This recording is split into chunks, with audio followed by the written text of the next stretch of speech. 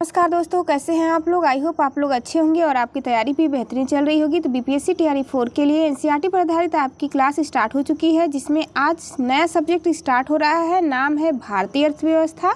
आपकी modern history और biology की क्लास कंप्लीट हो चुकी है। तो यदि आप नहीं देखे हैं तो उसे प्लेलिस्ट में जाके आसानी से देख सकते हैं। स्टार्ट करते हैं आज की क्लास। एनसीईआरटी आपके एग्ज़ाम के लिए बेहद ही इम्पॉर्टेंट है। यदि आप किसी भी टीचर्स या टॉपर्स की सुनते होंगे तो सभी के द्वारा यही सजेशन दिया जाता है कि आपको एनसीईआरटी बुक पढ़नी चाहिए। उसी को ध्यान में रखते हुए ये क्लास स्टार्ट की गई है, जिसमें आप लाइन बाय लाइन एनसीईआरटी की बुक को पढ़ रहे हैं।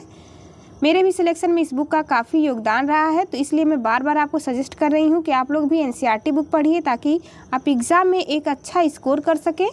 स्टार्ट करते हैं। Indian economy. जब हम किसी देश को उसकी समस्त आर्थिक क्रियाओं के संदर्भ में परिभाषित करते हैं तो उसे उस देश की अर्थव्यवस्था कहते हैं, यानी कि इकॉनमी कहते हैं। इकोनॉमिक्स और इकॉनमी में अंतर होता है। यदि आप किसी देश की अर्थव्यवस्था पढ़ते हैं तो उसे इकॉनमी कहेंगे, और यदि आप सब्जेक्ट के रूप में उसका डिटेल स्टडी करते हैं तो उसे इकोनॉमिक्स कहते हैं, यानी अर्थशास्त्र कहते हैं। अर्थशास्त्र और अर्थव्यवस्था में यही डिफरेंस होता है। अर्थशास्त्र के जनक कौन माने जाते हैं, कई बार पूछा गया प्रश्न है और एग्जाम में पूछा भी जा सकता है, इसलिए याद रखेंगे। अर्थशास्त्र का जनक एडम स्मिथ को माना जाता है। एडम स्मिथ ने अर्थशास्त्र को धन का विज्ञान कहा था। अर्थव्यवस्था की छोटी आर्थिक इकाइयों का अध्ययन अर्थशास्त्र की किस शाखा के अंतर्गत किया जाता है, तो यह माइक्रो इकोनॉमिक्स यानी व्यष्टि अर्थशास्त्र के अंतर्गत किया जाता है। अर्थशास्त्र को दो वर्गों में बांटा गया है, माइक्रो इकोनॉमिक्स और मैक्रो इकोनॉमिक्स, यानी व्यष्टि अर्थशास्त्र और समष्टि अर्थशास्त्र। आगे हम देखेंगे क्या होता है माइक्रो इकोनॉमिक्स। समष्टि अर्थशास्त्र को अर्थशास्त्र की एक अलग शाखा के रूप में आरंभ करने का श्रेय किसे दिया जाता है, तो जॉन मैनार्ड किन्स को दिया जाता है। समष्टि अर्थशास्त्र यानी मैक्रो इकोनॉमिक्स को एक अलग शाखा आरंभ करने का श्रेय माइक्रो इकोनॉमिक्स के अंतर्गत किसी छोटी आर्थिक इकाइयों का अध्ययन किया जाता है। अगला पॉइंट, भारतीय अर्थव्यवस्था किस प्रकार की अर्थव्यवस्था मानी जाती है, तो आंसर होगा विकासशील अर्थव्यवस्था यानी डेवलपिंग इकॉनमी मानी जाती है भारत की। भारतीय अर्थव्यवस्था की मुख्य विशेषताएं क्या हैं, तो यहाँ की मुख्य विशेषता है कृषि की प्रधानता, प्रति व्यक्ति न्यूनतम आय एवं बढ़ती बेरोजगारी, इसलिए इसे विकासशील अर्थव्यवस्था में शामिल किया गया है। भारत की अर्थव्यवस्था मिश्रित अर्थव्यवस्था है, जिसमें सार्वजनिक एवं निजी क्षेत्र मिलजुल कर कार्य करते हैं। इस अर्थव्यवस्था में पूंजीवादी एवं समाजवादी दोनों अर्थव्यवस्थाओं की विशेषताएं पाई जाती हैं। हाल ही में हुए पीसीएस एग्जाम में यह प्रश्न भी पूछा गया था, भारत की अर्थव्यवस्था कैसी है। मिश्रित अर्थव्यवस्था की संकल्पना किस अर्थशास्त्री के विचारों से प्रेरित है, तो आंसर होगा जॉन मेनार्ड किन्स के। बंद अर्थव्यवस्था से क्या आशय है, तो आंसर होगा आयात निर्यात गतिविधियां न होना बंद अर्थव्यवस्था कहलाती है। विदेशी संबंधों के आधार पर दो भागों में बांटा गया है अर्थव्यवस्था को, बंद अर्थव्यवस्था और खुली अर्थव्यवस्था। आगे देखते हैं अर्थव्यवस्था के क्षेत्र कौन कौन से हैं, मोस्ट इंपॉर्टेंट लगाएंगे, कई बार एग्जाम में ये पूछा जाता है। प्राथमिक क्षेत्रक होते हैं, द्वितीयक क्षेत्रक और तृतीयक क्षेत्रक, यानी प्राइमरी सेक्टर, सेकेंडरी सेक्टर और टर्शियरी सेक्टर। इसे स्टार लगाएंगे, इससे प्रश्न पूछे जाते हैं। प्राइमरी सेक्टर के अंतर्गत शामिल है हमारा कृषि एवं कृषि से संबंधित गतिविधियाँ, जैसे कि कृषि, वानिकी, मत्स्य पालन, खनन, उत्खनन। सेकेंडरी सेक्टर के अंतर्गत आते हैं औद्योगिक क्षेत्र, जैसे कि निर्माण, विनिर्माण, विद्युत, गैस एवं जल आपूर्ति। टर्शियरी सेक्टर के अंतर्गत आते हैं सेवा क्षेत्रक। सेवा क्षेत्रक के अंतर्गत शामिल हैं परिवहन एवं संचार, बैंकिंग एवं बीमा, व्यापार एवं भंडारण, सामुदायिक सेवाएं। ये तीनों क्षेत्र आपको याद रखने हैं, एग्जाम में बार बार इससे प्रश्न पूछा जाता है। यदि आप चैनल पर नए हो तो चैनल को जरूर सब्सक्राइब करिए, ताकि आने वाले सभी वीडियो का नोटिफिकेशन आपको मिलता रहे। संयुक्त क्षेत्र यानी ज्वाइंट सेक्टर की अवधारणा किन क्षेत्रों के संबंध को दर्शाती है, तो आंसर होगा निजी एवं सार्वजनिक क्षेत्र। अर्थव्यवस्था में उच्च स्तरीय निर्णय लेने वाले संस्थानों को किस क्षेत्र के अंतर्गत शामिल किया गया है? तो आंसर याद रखेंगे, पंचम क्षेत्र के अंतर्गत शामिल किया गया है। अगला पॉइंट, अर्थशास्त्र के क्षेत्र में प्रथम नोबेल पुरस्कार किस वर्ष प्रदान किया गया? तो आंसर है वर्ष 1969 में प्रदान किया गया था अर्थशास्त्र में प्रथम नोबेल पुरस्कार। अर्थशास्त्र में नोबेल पुरस्कार प्राप्त करने वाले भारतीय मूल के प्रथम व्यक्ति अमर्त्य सेन हैं। अर्थशास्त्र का नोबेल प्राप्त करने वाले अभिजीत बनर्जी भारतीय मूल के दूसरे व्यक्ति हैं जिन्हें यह पुरस्कार वर्ष 2019 में उनकी पत्नी एस्थर डुप्लो तथा अमेरिकी मूल की माइकल क्रेमर के साथ संयुक्त रूप से वैश्विक गरीबी उन्मूलन में प्रयोगात्मक दृष्टिकोण हेतु दिया गया था। अति महत्वपूर्ण पॉइंट। अगला पॉइंट याद रखेंगे, राष्ट्रीय आय और प्रति व्यक्ति आय एक निर्धारित स्तर से ऊपर पाई जाती है विकसित अर्थव्यवस्था में, यानी जहाँ की डेवलप्ड इकोनॉमी होती है वहाँ की राष्ट्रीय आय और प्रति व्यक्ति आय एक निर्धारित स्तर से ऊपर की होती है। अहस्तक्षेप के सिद्धांत का प्रतिपादन किसने किया? तो आंसर होगा एडम स्मिथ। अर्थशास्त्र का जनक भी कहते हैं। गांधीवादी अर्थव्यवस्था किस सिद्धांत पर आधारित है? बार बार यह प्रश्न पूछा गया है एग्जाम में। न्यास के सिद्धांत पर आधारित है गांधीवादी अर्थव्यवस्था। समाजवादी अर्थव्यवस्था का जनक किसे माना जाता है? कार्ल मार्क्स को माना जाता है। मोस्ट इम्पॉर्टेंट होगा। भारतीय अर्थव्यवस्था के उदारीकरण का अग्रदूत कहा जाता है डॉक्टर मनमोहन को, जिनका कल ही निधन हुआ है। डॉक्टर मनमोहन सिंह को मनरेगा का जनक भी कहा जाता है। विश्व की 10 शीर्ष अर्थव्यवस्थाएं यहाँ पर दी गई हैं जो कि 2020 की हैं, इसलिए आपको इसे याद नहीं रखना है। वर्तमान में भारत का स्थान 5वां है। 5वीं सबसे बड़ी अर्थव्यवस्था है भारत की, याद रखेंगे।